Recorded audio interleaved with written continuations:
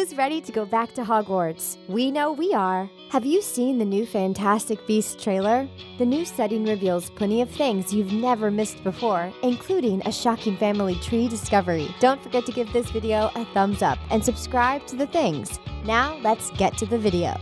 The logo. Let's start at the very beginning. Have you noticed that the movie got a brand new logo? If you remember the very first Fantastic Beasts movie, you might know that the Wizarding World logo wasn't around in the trailer, and it definitely wasn't around in the actual movie during the intro credits. Coincidentally, the new logo was launched on Pottermore just a day before the second movie trailer was actually released. The logo represents an open book to give a tribute to the Wizarding World's literary origins. In other words, it represents Harry Potter. The book's open pages also represent wands that belong to the legendary wizards and witches of the two franchises. The bridge.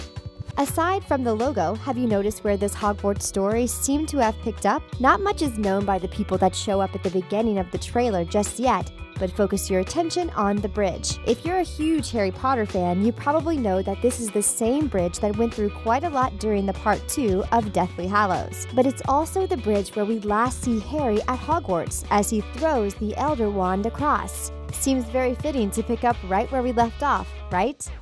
Breaking the rules. We're just a few seconds into the trailer, and one of the most important Hogwarts rules has already been broken. Most fans know about this because if there's one thing we've remembered about Hogwarts history, is that you can't apparate inside Hogwarts unless you're Dumbledore or a house elf. So why is this rule clearly broken? Did the director not pay enough attention to Hermione? Or was the rule enforced because of what's about to happen in this movie? Either way, we can't wait to see what will go down in this story, and we honestly still can't believe we get to visit Hogwarts again.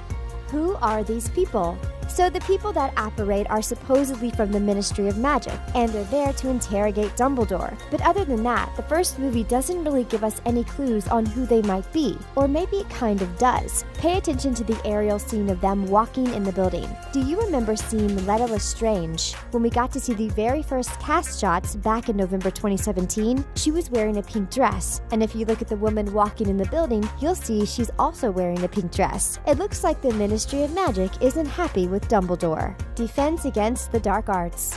We get a small glimpse into the Defense Against the Dark Arts classroom. We all know Dumbledore was the professor, but pay attention to the actual classroom. See the desks all shifted to the left? They're the exact same desks the school used 70 years later for Harry Potter's version of Hogwarts. We understand desks are expensive, but seriously, with all the magic going on in that room, it's a bit surprising these desks never got any permanent damage. But then again, maybe they actually have their own defense against the art kids normally leave on classroom desks. But also, where is the lady in the pink dress in that shot? The Deluminator.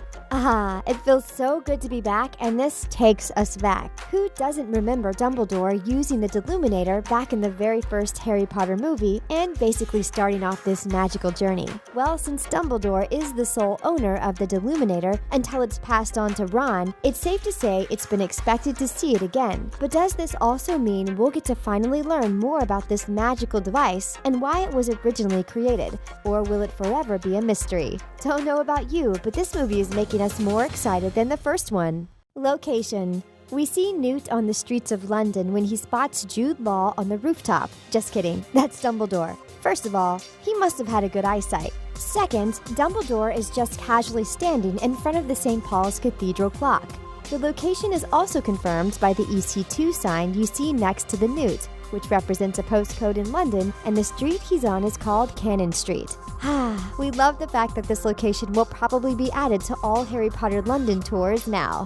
When did this happen? So it seems like Hogwarts enforced a lot of new rules during the 70 years, and we really wonder why. From the looks of it, Dumbledore was the only professor that ditched the traditional school robes everyone else seemed to wear. His outfit is spot on. But then again, when did this happen, and why does he always get to wear snazzy clothes or those silky robes we see in the Harry Potter movies? And at what point did he actually decide to ditch the sharp look and just go full-out silk? We have questions, Dumbledore. Credence has new powers. Okay, first of all, what's this? Is that Credence? Isn't he supposed to have died in the first movie? Well, apparently not, but pay attention to what he's doing while a maledictus-looking witch is next to him. If you need a reminder, a maledictus is a person that can turn into a beast as they have a cursed blood. A fan theory that maledictus is actually Nagini is already going around. Is Credence able to control his powers now and only use his hand? This is pretty epic. Are the two working together? What's the dark stuff? It looks pretty cool, and we can't wait to see what's going to happen between these two. The family tree. One of the biggest mysteries this trailer has is the strange wall that someone, we're assuming it's Dumbledore, stands in front of. But if you look closely, you'll notice he's actually looking at Lestrange's family tree. And if you look even closer, you'll notice that the names could read Corvus Lestrange at the top. And if you really zoom in, you'll see something that resembles the name Credence on the right and Letta on the left. Wait, what? These two are related? And Credence is a Lestrange? Well, that just brings a whole nother mystery into the mix. Seriously, we have a feeling this movie's going to blow our mind, and we can't wait to see it. J.K. Rowling was right. Hogwarts will always be there to welcome us home. And that's all for our video. Don't forget to subscribe to The Things, and tell us how you felt about this video. Thanks for watching. See you next time.